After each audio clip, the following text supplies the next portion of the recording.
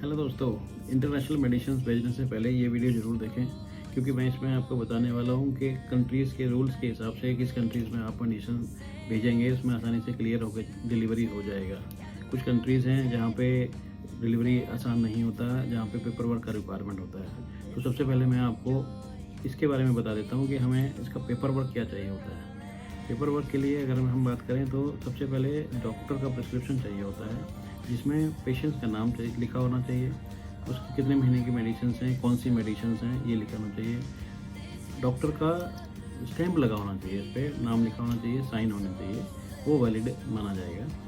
और 3 महीने से पुराना नहीं होना चाहिए। सबसे बड़ी बात है कि 3 महीने से पुराना नहीं होना चाहिए, यानी कि 90 दिन तक की दवाई वहाँ पर अलाउड है। दूसरा पेपर वर्क चाहिए, मेडिसिन का बिल, जहाँ से मेडिसिन लिया है उसका बिल चाहिए, जीएसटी का बिल होना चाहिए। उसमें प्रॉपर एक्सपायरी, क्वांटिटी एंड कौन सी मेडिसिन हैं वो सारी लिखनी होनी चाहिए।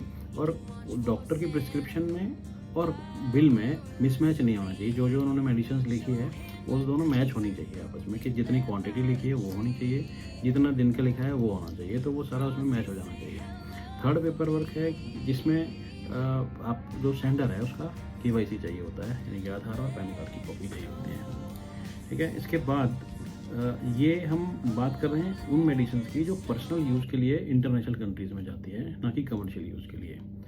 ठीक है, तो यूएसए, कनाडा, यूके में इजीली मेडिसिन चली जाती है, वहाँ क्लियर भी हो जाती है। ऑस्ट्रेलिया में थोड़ा सा इशू आता है, क्योंकि ऑस्ट्रेलिया वाले ऑस्ट्रेलिया के डॉक्टर का प्रिस्क्रिप्शन मांगते हैं। यहाँ के डॉक्टर का प्रिस्क्रिप्शन भी चाहिए, साथ में ऑस्ट्रेलिया के डॉक्टर का प्रिस्क्रिप्शन भी चाहिए, तब वो वहाँ पे क्लियरेंस होता है, जो कि ऑस्ट्रेलिया के डॉक्टर का प्रिस्क्रिप्शन देना बड़ा मुश्किल होता है।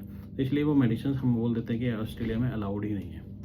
यूरोपियन कंट्रीज़ में भी यही रूल है कि अलग अलग कंट्रीज़ का अलग अलग रूल है। कुछ लोग बोलते हैं प्रिस्क्रिप्शन चाहिए, कुछ लोग वहाँ के रूल के हिसाब से वो लोग कस्टम में अटक जाती है, कस्टम में वो क्लियरेंस नहीं करते हैं। जर्मनी या बाकी यूरोपियन कंट्रीज़ में वो क्लियर नहीं करते हैं।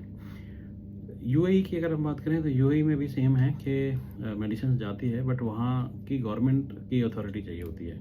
गवर्नमेंट की अथॉरिटी का लेटर एक लगता है, तब वो क्लियर होता है।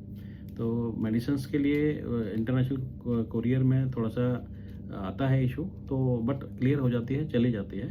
तो और बाकी मेडिसिन से रिलेटेड जानकारी, कोरियर से रिलेटेड जानकारी के लिए आप बने रहिए हमारे इस वीडियो में, और आगे की वीडियोस के लिए आप सब्सक्राइब कीजिए, क्योंकि हम इस चैनल में आपको कोरियर से संबंधित, लॉजिस्टिक्स से संबंधित जानकारियाँ दे रहे हैं। लाइक कीजिए, सब्सक्राइब कीजिए। Thank you so much.